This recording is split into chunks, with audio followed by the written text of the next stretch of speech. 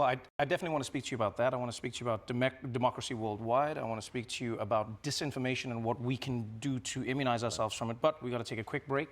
We'll be right back after this with more from President Barack Obama. There we go.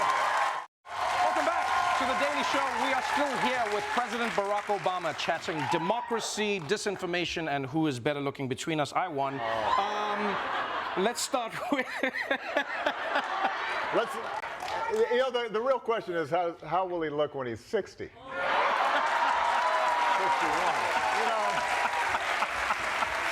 I mean, everybody's attractive when they're in their 20s and 30s. I mean, come on. I'm almost 40, sir. That's I'm almost no 40. Almost? Yeah, almost. That doesn't count. Almost. That doesn't count.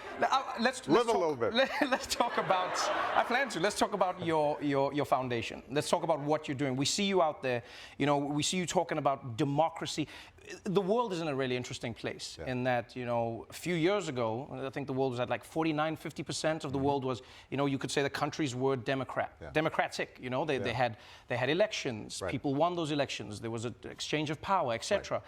And now I think 70% of the world is living in a state where they either ruled, where it's a complete, autocracy or it isn't a democracy. Right. Two things, again. One, why do you think the world has gotten there? If democracy and freedom are things that everybody wishes to have, why does it seem like the world is moving away from that? Right. And then secondly, what can we do, or why should we then try to get back to this democracy?